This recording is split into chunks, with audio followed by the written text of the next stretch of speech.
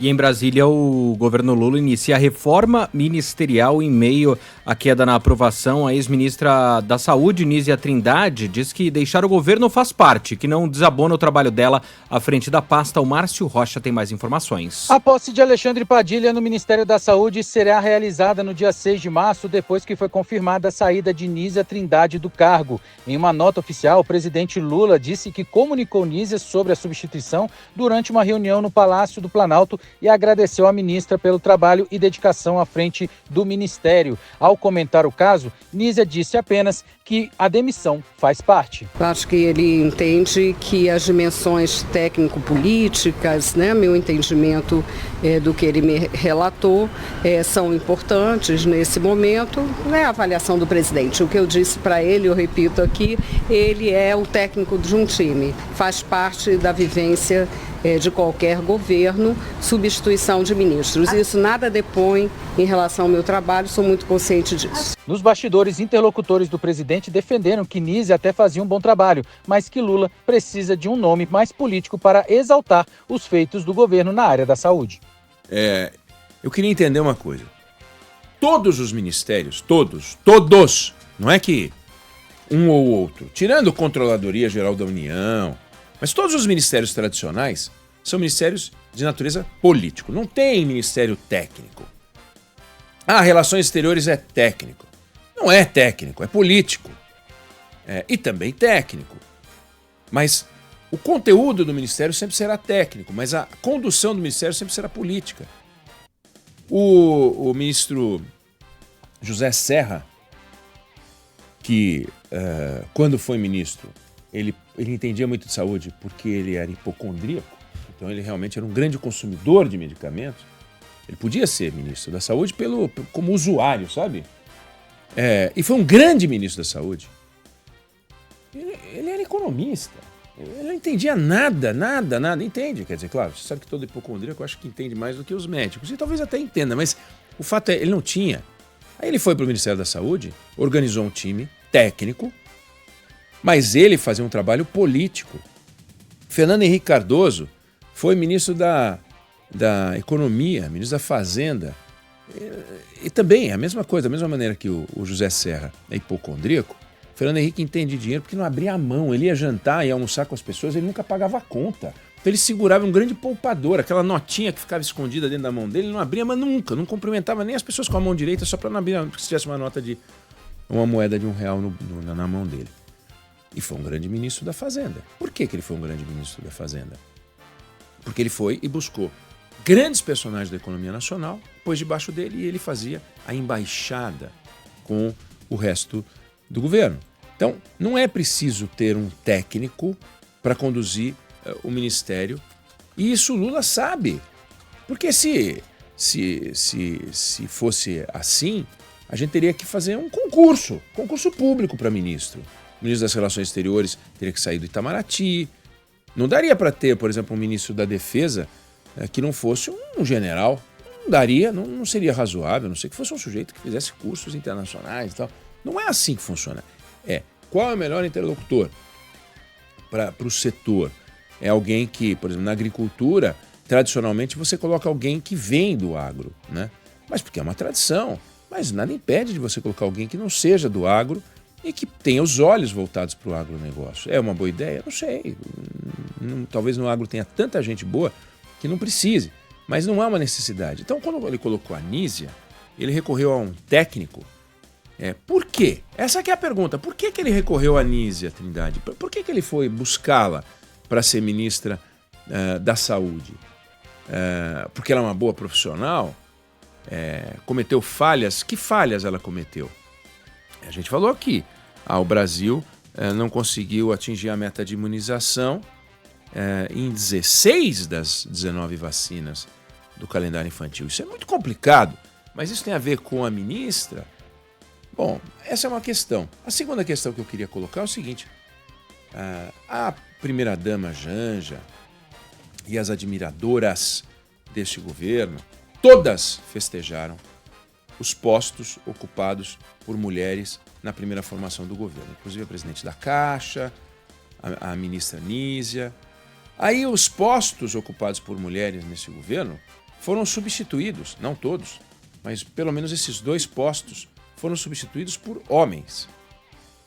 Sob o mesmo argumento. Fez um trabalho incrível, mas é preciso agora fazer uma aliança política, então entregou a presidência da Caixa para um homem. Ela fez um trabalho admirável, uma mulher admirável, uma tremenda de uma profissional, uma médica respeitável, mas é chegada a hora de entregar para um profissional, logo entreguemos para um homem. Será que não tem não tem nada para discutir nessa área?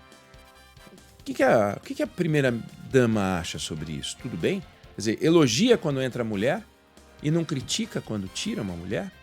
Não faz sentido criticar essa troca? Ou é assim, é uma questão de oportunidade. Vou dar uma faturada na hora que eu ponho uma mulher para mostrar que eu sou diferente do Bolsonaro. Mas na hora que eu faço a mesma coisa que o Bolsonaro, que é botar um homem, aí tudo bem, porque a gente entende que é meio que imperativo, foi preciso fazer, é uma concessão, mas a gente aposta nas mulheres, a gente é a favor da diversidade. Não é nada disso, não. A gente continua a ter os mesmos valores, só que a gente está fazendo as mesmas coisas que os governos anteriores. Acho que tem uma discussão para fazer aí, e eu não vi essa discussão sendo feita de maneira aberta, não. Estou esperando a primeira-dama se manifestar sobre esse assunto. Substituição de uma mulher por um homem no Ministério da Saúde. É importante porque, apesar dele defender essa representatividade, na prática vem diminuindo a presença das mulheres nos cargos de confiança. Com a saída da Nízia Trindade, a terceira, a gente falava da ministra do Turismo, a Daniela Carneiro. Pronto, a então ministra do Esporte, Ana Moser, também, que teve uma brevíssima participação. Chegou a dar entrevista aqui, estava super empolgada em, enfim, apresentar projetos e tal. Agora são apenas 9 mulheres assumindo ministérios aqui no país. Olha que diferença, 9 para cerca de 30 homens. 39. Exatamente. 30 a 9, e tá assim, bem desigual. E não é um ponto fora da curva. As substituições, todas que foram feitas, você falou de 4, as 4 foram homens. Não é que assim, 3 foram mulheres, um precisou porque realmente o cara mais cotado era o Padilha, tá? Então é uma exceção. Não, as 4 vezes que houve troca, tiraram as mulheres e colocaram homens nas 4. Quer dizer, não tinha alternativa. Se não tem, tudo bem. Mas então vamos enfrentar essa discussão de forma transparente? Não tem. Eu não enxerguei uma mulher. Agora, na hora que coloca as mulheres, fatura, dizendo que está fazendo um governo heterogêneo, respeitando as proporções, diversidade e tal, aí na hora que tira, fica quietinho e pianinho. Eu acho esquisito. E tem mais tem a reforma ministerial, que teremos com certeza mais mudanças, mas tem um ministro que pelo menos até aqui não aparecia, que ameaçou deixar o cargo. O ministro da Agricultura, Pecuária e Abastecimento, Carlos Fávaro, disse que pode entregar o cargo se o governo Lula decidir aplicar taxas às exportações de produtos agrícolas do Brasil. Essa medida que vem sendo cogitada em uma tentativa do governo de baratear o preço dos alimentos. Segundo o canal AgroMais da Band, o ministro diz que não aceitará fazer parte de uma administração que imponha qualquer tipo de intervenção que possa prejudicar o agronegócio. O ministro, que também é produtor rural, e disse que não quer conflitos com os representantes do setor. Agora você vê que ponto chegou. É o intervencionismo sempre como saída para resolver um problema que o governo cria. O governo cria os problemas e aí ele vai e joga a resposta, prejudicando ainda mais a iniciativa privada, prejudicando ainda mais a sociedade. O preço, e a gente já falou sobre isso, é das coisas mais difíceis de definir. Como é que você define o preço? Quanto vale a hora do seu trabalho? Você pode querer que valha R$400 a hora. Se o mercado paga para pessoas que fazem o que você faz R$150 a hora, a sua hora vale R$150. Se o mercado paga R$10 a hora, ou você faz muito bem o que você faz e você faz em 4 horas o que os outros levam 8 horas, então você pode cobrar R$20 a hora porque você é muito mais produtivo, ou então você tem que se adaptar. Preço se faz por comparação, é evidente. Em alguns setores. Em outros não. Você faz uma coisa muito melhor. Muito melhor. A Débora Alfano apresenta alguns eventos e muito bem. E um dos eventos que ela apresenta tem a ver com as padarias, né? As melhores padarias. O melhor pão, O cara pode cobrar o dobro. Não é o meu melhor pão. Você não quer? Paga metade em outro lugar. Eu tenho o melhor pão disso, melhor croissant, sei lá. Não dá para você fazer por comparação necessariamente. Agora, commodity não tem essa. Se tiver dentro da especificação, todos os produtores, o preço é o mesmo. Não tem diferença.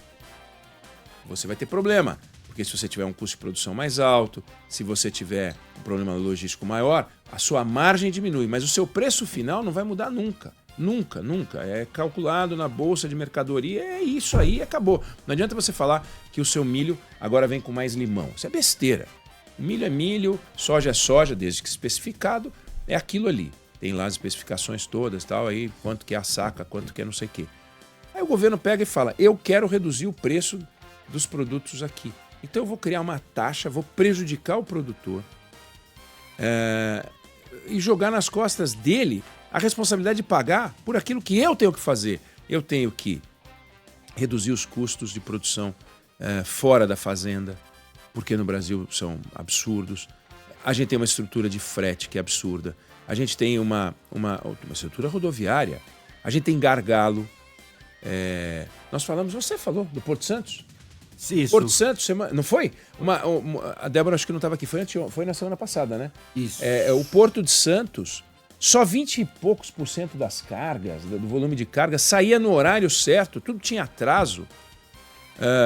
Por colapso, fila, congestionamento. Aí como é que faz? Então, tudo no Brasil, na área de alimentação, é complicado. Aí bota a culpa no produtor.